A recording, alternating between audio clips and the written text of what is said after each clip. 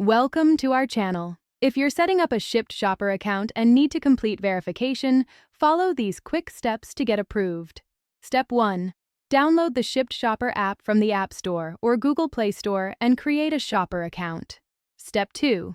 Provide your personal information including full name, date of birth, phone number, email address, and social security number. Step 3. Upload a clear photo of your driver's license or government-issued photo ID. Ensure all information is visible and the image is not blurry. Step 4. Take a selfie as instructed by the app to verify your identity matches the ID you uploaded. Step 5. Provide your vehicle information including make, model, year, and license plate number if you'll be delivering by car. Step 6. Upload proof of auto insurance if required in your area. Make sure your insurance policy is current and valid. Step 7. Complete the background check by providing consent through the app.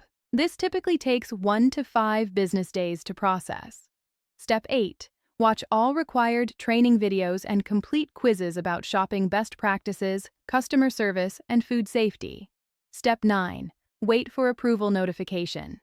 Once verified, you'll receive an email or app notification that you can start shopping for customers. Don't forget to like this video and subscribe to our channel.